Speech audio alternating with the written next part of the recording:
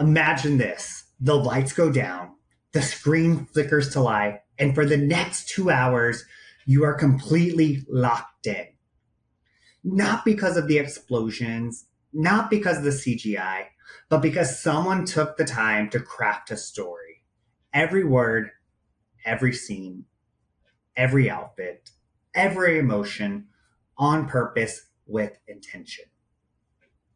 Now, what if I told you leasing should feel the exact same way? I'm not saying that you need to hand out popcorn during a tour, although I wouldn't stop you if you did. But what I am saying is that every interaction with a prospect, from the first hello to the final follow-up, should be just as intentional as directing a great movie. And just like any good film, it starts with the script, a storyboard, and a clear vision of what you want your audience to feel when the credits roll. Hello, welcome to the Rooms with Ronald podcast, brought to you by the Multifamily Media Network.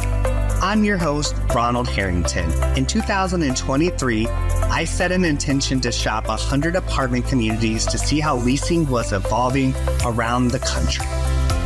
Rooms with Ronald was born out of that experience. In this series, I share my experiences and engage in meaningful conversations with other professionals in the industry as we discuss all things related to leasing and marketing. Join in as we expand the Rooms with Ronald experiment. Welcome to Rooms with Ronald. I'm your host, Ronald Harrington, and today we're not just talking leasing. No, that would be boring. Today, we're talking casting, character arts, deleted scenes, and how to make your tour the performance of a lifetime. So, with that being said, let's roll the camera. Now, I often try to use a lot of different analogies to describe the workflow of leasing to a lot of people, right? One of my very early on episodes of Rooms with Ronald, I talked about why you should treat leasing like dating. I do a whole course for associations and companies on creating pie and how leasing should be a lot like baking and that. And I've been toying with this emotion for years about leasing being kind of like a movie and how each part of the movie is scripted, how each part of the movie and each scene is kind of storyboard, right? I like to call that the Disney approach. When you think about those early cartoons, if you've ever watched anything on Disney, they tend to take and storyboard each scene.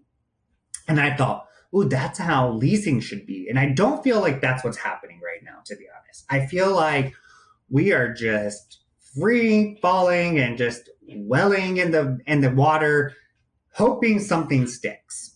Okay. But we have to think about this. Our digital presence and what marketing is doing on the back end for us, that's the movie trailer. That's what's getting people to come in to our websites, to come to call us, to tour with us, right?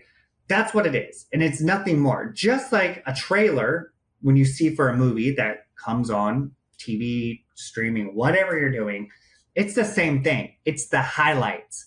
It's just enough to make you want to go see that movie.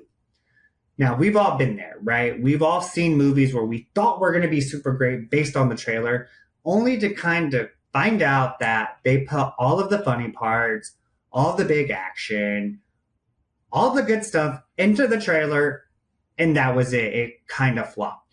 I feel like that's what's happening in our industry. We're spending all of our time and energy on these marketing tools that look really great, the AI that's responding, all of these things just to get to the tour and for it to bomb. And the critics are tough out there, guys, right? And sometimes they don't even leave you a review, right? You're not even getting 0 out of 5 stars. No, you're getting ghosted. You're getting not applying. You're getting high vacancy. So let's spend some time today imagining if we approached leasing like the production of this summer's next blockbuster film. Now, why this is so important to me is because actually, before I came into multifamily and before I was in hotels, I actually was a theater major. I was that nerdy kid in school who was in every production. I directed, I acted, kind of did these things, right? And I thought I wanted to be a famous director and a famous actor, but then I realized that only 1% of the population of actors make money, and so I switched gears. But what I learned is that it's that raw emotion from directing that tells the story. And so when I'm directing a show, often or times I direct the last scene first, because what you know is that a good director brings you full circle. So a lot of times where you start is where you end in a play, in a movie. And I always keep that in mind. So I always direct that last scene first because I need to know where we want to end. And guess what? We can do the same thing here in multifamily. And what's really crazy is that I know this works because a couple months ago, I was in New York City and I attended a taping of the Kelly Clarkson show. And I never attended a taping of a syndicated show before, right? I've done, back in the day, I did MTV TRL, and that's like start to finish. There's no breaks. Like you go on break, that's the commercial break because it's live.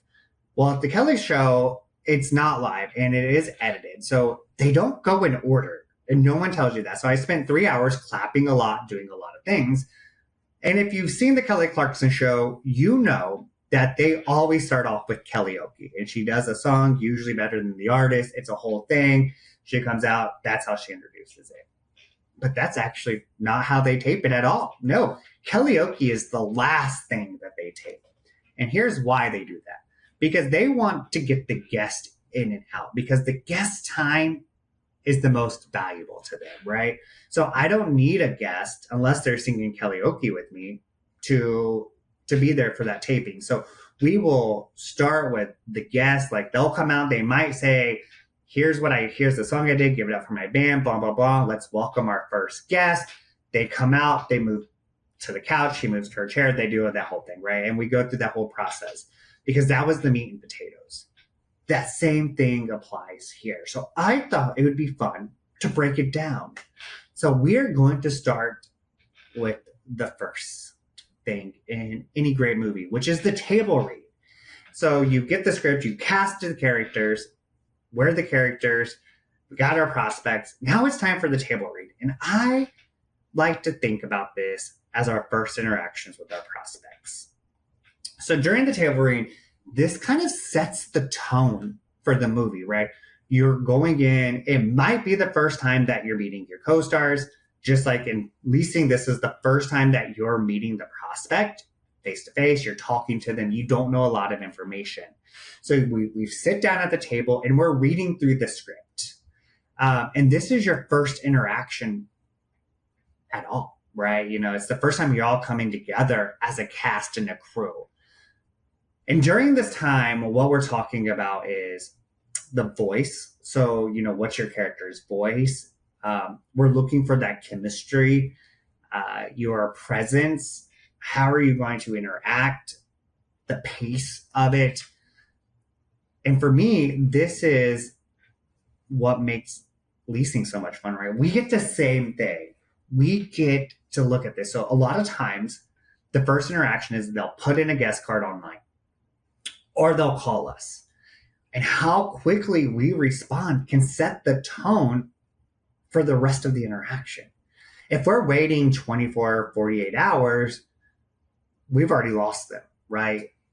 Just like in a table read, if an actor read their lines just like this and they sounded like this, the director might say, ooh, I made a wrong casting choice, unless that's how the character was wrote. Most of the time, that's not how they're wrote. So this is our chance. This is our chance to bring our chemistry to life. This is a chance to say, hey, you saw the trailer, you saw the marketing, you saw the website, you saw the photos, you read the descriptive words, you know everything we have to offer. Guess what? I'm that person. I'm bringing it to life. I'm bringing that excitement. And also during this time, we're going to emphasize listening and pacing. We're allowing, at the table read, the actors to discover their character. Here in leasing, we're allowing our prospects to discover the lifestyle that they're going to be enjoying when they move into our community. But we have to emphasize that listening part. I always tell this about acting, especially during a table read or during that first read through with anybody, is that acting is 99% listening and 1% acting. It's reacting to what the person is saying. Just like in leasing, it is 99% listening. Because at this point, we know that they have spent 21 plus days researching us. They probably use ChatGPT, SEOs, GEOs, all of the things that is available to them now. They know. They know more now than they have ever known before. So I don't have to do a lot of talking. All I really have to do is listen to set the pace, understanding where they are in their journey. And this is all done from that first interaction. So we got the table read. Now I need to really kind of think about the storyboard, and I need to, start mapping out that prospect's journey. Now, the good news is we usually map this out before we even interact with the prospect, right? However, just like good mapping, that changes sometimes. Sometimes we can take some scenes out, we can put some things in. So, in a movie, before production starts on the movie, there is a time where everything is mapped out. Every scene, the lighting, the emotion, the camera angle, guess what? It is all planned. A lot of times it's shot from different angles because they want to get that right thing. Leasing should be no different. Really, you're brand new to a property. You should really walk through the full customer journey from start to finish, from the first interaction to the lease signing, to the move in, to the move out. Everything should be planned. Don't just freestyle it. So I want you to think right now, take a moment and ask yourself, how is your storyboard going? Is your tour storyboard? Is your follow-up storyboard? Is the experience on the property storyboard? Why this is so important is because this creates consistency. Just like in a movie, and you're shooting the same thing multiple times, over and over, you have to be consistent because they might take the shot from this scene, but from this angle, but this voice from a different scene and mash it together. And if you're not consistent, it's really hard in the editing floor for the editors and the directors. Just like in leasing, if you're not consistent, it's hard for your prospect to know who you truly are.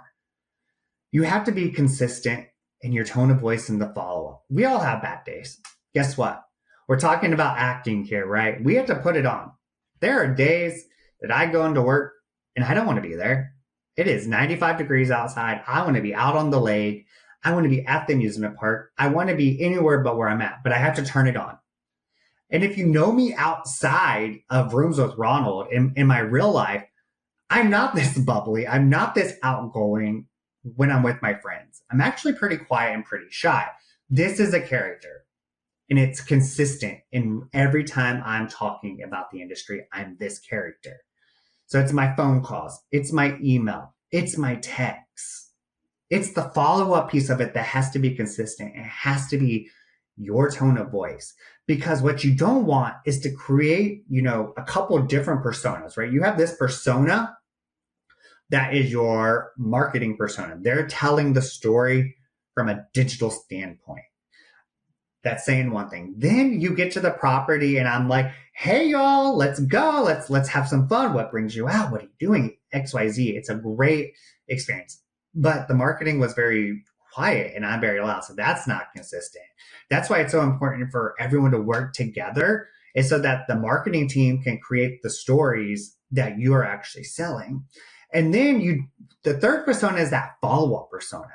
If it's just AI and it's written like AI, now there's 3 different types of characters that are not consistent across any platform that creates confusion, that creates this, ooh, that brand isn't authentic. Ooh, that person isn't who they said they were. What's it really going to be like to live there? Which one am I going to get when I move in?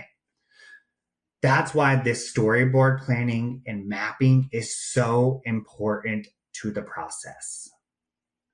The next thing that happens in movies is that they like to shoot extra scenes, right? So not everything that is on the storyboard gets put into the actual movie when it's done, right? Sometimes these extra scenes end up in the trailer that gets shown that you never see in the movie.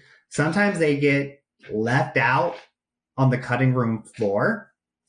Sometimes they get put at the end of the movie. Marvel does this a lot, right? Those end credits that want you to show you what's coming next. And we're going to talk about that in a little bit. And then other times they're put on for extras, right? Because you need to buy the deluxe version, or they do the extended cut, right? So there's always a reason why they shoot extra scenes. Sometimes it's just that the pacing of the movie, that scene didn't fit in. What that relates to me in multifamily is over prepping. Over preparation as a power move, right? Movies, they have those editing. Sometimes we have to make those split decisions. So to me, over preparing means having backup units, right? You know you're going to show these two units, but in the back of your mind, if one of those flops or they don't like the view or something's changed, you have a plan to pivot. Maybe it's an alternate tour route. Just like an alternate ending, now this is an alternate tour route. We can then say things like, hey, what do you want to see first? Do you want to see the amenities first? Do you want to see the apartment first? Knowing your community comps, knowing what they're offering, what their price points are, how you stack up to them, that market knowledge, that's over preparation, and that sets you apart. It's about be preparing for objections. You should know the common objections, right? You should be prepared to answer any one of those. You should also be prepared to handle ones that may not come up. I want to tell you about a time that I over prepared for a tour, or just in general when it comes to leasing. So I was in Charlotte in the Mallard Creek area a couple years ago, and I was touring a prospect. And this was a brand new lease up. We had several 3-bedrooms. We only had like 1 or 2 left. The prospect comes in. It was a walk-in, so I didn't have a lot of time to prepare. I just knew that, I had to spring into action. I had to get in to my character. So we're going on the tour. I'm like, oh my gosh, tell me what's important in your new home. You're looking for a 3-bedroom. When do you want to be moved in? We get in there and they're like, oh, this is nice. It's great. Things like that. You're our second stop. So we want to go at least see 1 or 2 more. I'm like, great. And they're like, I think we're going to go next door. So there was also a lease up happening next door to this property that I was leasing at. I'm like, great. I totally encourage you to do that. I do know that actually I did look this morning when I was just seeing where we were in the market. I do know that property actually has 1 3-bedroom left, and this is the price point that it's going at. So it is a little bit more than you wanted to spend, but that is A-okay, right? Like, go toward them. I know you're going to be back because you had fun. You love the apartment. You just need to see other things, which I totally respect. Actually, when we get back to the office, I'll go ahead and pull up their website for you on my computer so you can kind of just see their layout. We can talk about the differences between the two before you go over there. That way, you're not blindsided. Great. Oh my gosh, that's so nice of you. So we're walking back, we're talking, I'm asking about where they're going to go to lunch. There's my favorite lunch space down the street, Tacos for Life. Like, you should hit that up. All of these things. We get back, I pull it up. Here we go. I'm like, oh, look, we can go ahead and make an appointment for you on their website. That way you have to walk in. They do have one in the next 15 minutes. Do you want to do that? They're like, no. We're just going to walk in. Like, let's not make an appointment. It's not that big deal. And I was like, okay, cool.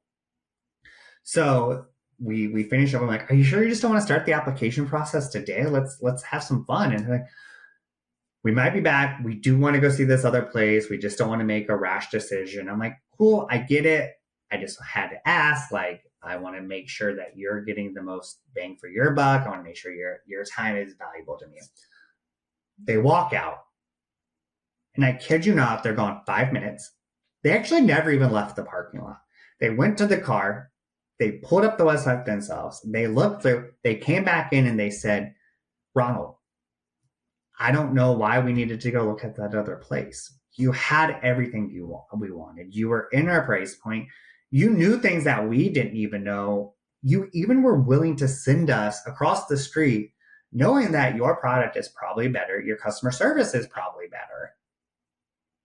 I don't know why we just didn't pull the plug. So we're going to pull the plug.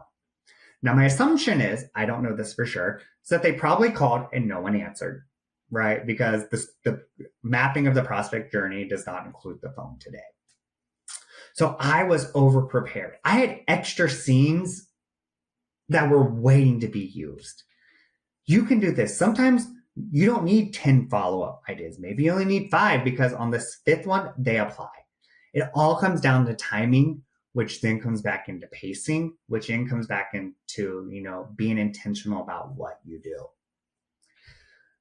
Now we're ready to actually start real production on the film, right? Here we are, we've casted, we did our table read, we got the storyboard, the actors known, they've probably rehearsed with each other, we blocked the scenes, we've done all that. Now it's time to shoot the story. And this is the hard part. This is like in the world of movies, sometimes like 30 days or less.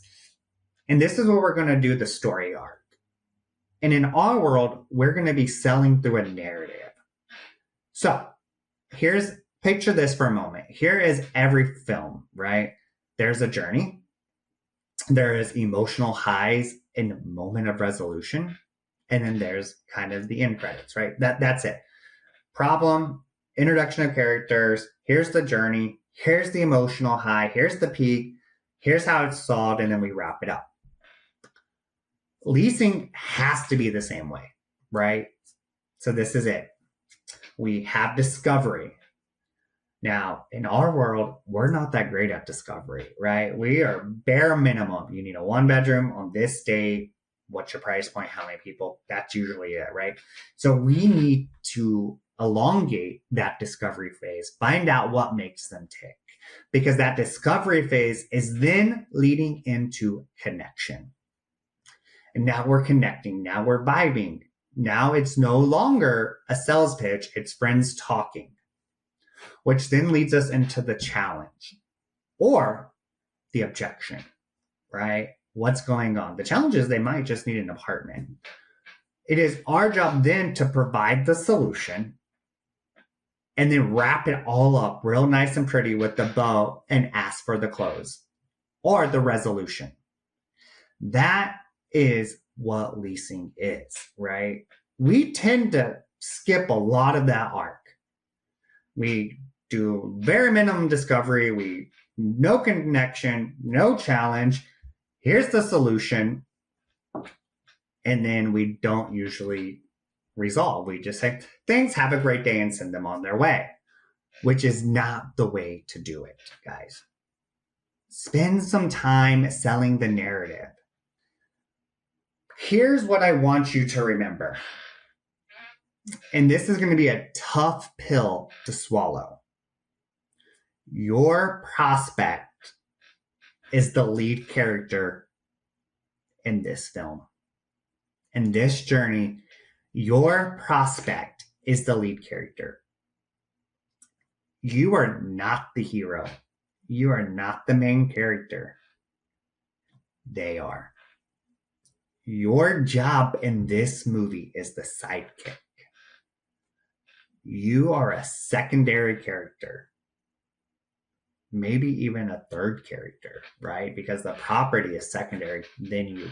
You are the guy. You are guiding them along. You are there helping them decide why your community is the best part. What you have to do is build a sense of anticipation, create the moment, the peak or the climax of the story.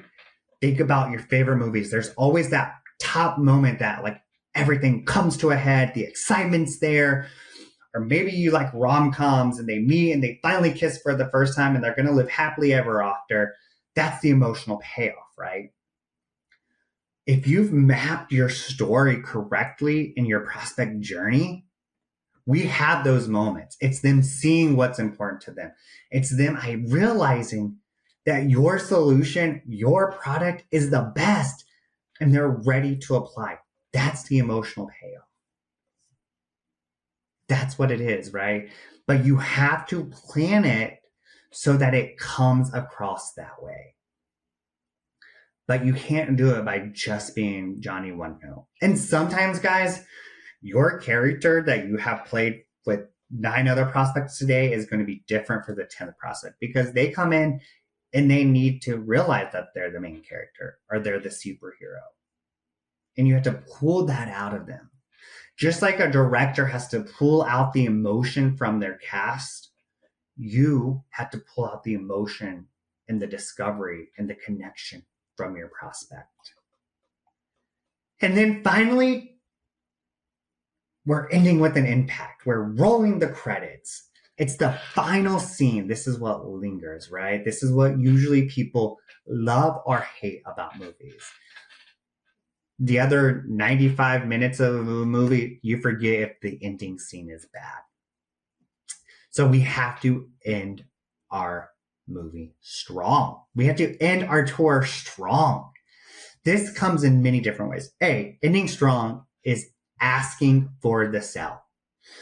Think about this as a movie, right? We are in the movie and then we're going to be in the Avengers and we are about to save the world. We've done all the prep and we get to the final scene and then we're like, nah, I don't feel like fighting. So we walk away. That's it. We're just going to walk out. We don't care. That's what a lot of tours are now happening, right? Like we're like going to the tour. We've gotten to fall in love and we're like, so here you go. If you want to apply, it's online. Ask them to comply, say, hey, would you like to apply for our apartment community? If they say no, that's okay because guess what? You're going to get some end credits. You're going to get maybe even a sequel. Confirm the next steps with them. They said no. So set the timeline. When are they looking to move? What are you going to do next? It should already be mapped out. These are those post-scene credits. What about the follow-up? What does that look like? Because you want to leave them with something that is unforgettable. That could just be you and the service that you deliver. I've had people leave me with seeds to kind of grow where you're planted. I've had people give me a goodie bag of my favorite candy. That can be in anything, right? But make it unforgettable. Make it that they are raving about it, even if they do not choose you. So here is the challenge for you. I want you to think about what your final scene is that you're delivering at the end of your tour. How can you rework that to make it even stronger? So maybe going from people who are saying the movie was good, but the ending sucked, to the movie was good and that final scene was awesome, to from, oh, the tour was okay, I mean, nothing special, to, oh my gosh, that was the best tour. And when they asked me to apply, like I had no choice to not say yes, because guess what? It was so good that I want to live there. I'm going to call my friends and we're going to have them move into it. I'm going to retour with them because they were so exciting. So as you can see, guys, leasing is like directing a movie, right? You've done your trailer, which is your marketing team. You've done your first read with your cast. You've set the tone. You know what they're looking for. You know the expectations. You've learned about the prospect. You then went into shooting the movie. You've sold the narrative. You talked about discovery. You talked about connection. You talked about the emotional peak. You provided the solution, and then you wrapped up with the resolution or asking to apply. All of this is done with intention. Every great movie is intention. From the costumes, which we didn't even talk about in here, right? But costumes, character names, all of that actually plays into the script of the movie, which we could go on forever. Just like you are a part of the movie. You are part of the community. How you look, how you interact, how you treat people has to be done with intention to make this the greatest film of the summer. Or for you in the leasing world to make this the most successful leasing season of the property. So let me ask you, are you leasing with intention? Are you leasing with the storyboard? So what I want you to do is I want you to take 30 minutes this week or next week. And I want you to storyboard your tour and your prospect journey. Find those little areas of tweaks. It's okay, guys. Guess what? We all make mistakes, right? I can't tell you how many movies made mistakes. Reshoots are okay. So maybe you storyboard it and then you're like, ooh, I need to go reshoot this scene. Or I need to reimagine this part of the tour. Maybe it's we're in the gym and I don't allow them to fill this space. I'm like, and this is our gym and we keep walking. So I need to go reshoot this. I need to go, what can I point out that's unique about our gym? Maybe it's a water rower. Maybe it's a rock climbing wall. Maybe it's open 24 hours and no one else is. Maybe they want this. Whatever it is that you need to reshoot or reevaluate and reimagine, do it. Just because it's on the storyboard doesn't mean that it has to stay there forever. The storyboard is fluid. You can move pieces around to tell the story. Your job is to tell the arc of the community and why they should lease with you. I hope you've enjoyed today's episode of Rooms with Ronald, where we've talked not just leasing, but we talked about casting the right characters. We talked about the character arc. We talked about emotional peaks and valleys and all of those things, that everything that comes with the movie. And most importantly, let's storyboard our experience. Until next time, guys, happy leasing. Bye. Thank you for tuning in today. I hope I left you with some fresh ideas or a new perspective. Leasing and marketing are evolving rapidly, and Rooms with Ronald is committed to offering a place to hear about those changes. We also celebrate and acknowledge the fundamentals of exceptional service that will never go out of style. So if you enjoyed this episode, please like, comment, or subscribe. Visit multifamilymedianetwork.com to learn more about our other exceptional industry podcasts, call pieces, and sponsorship opportunities.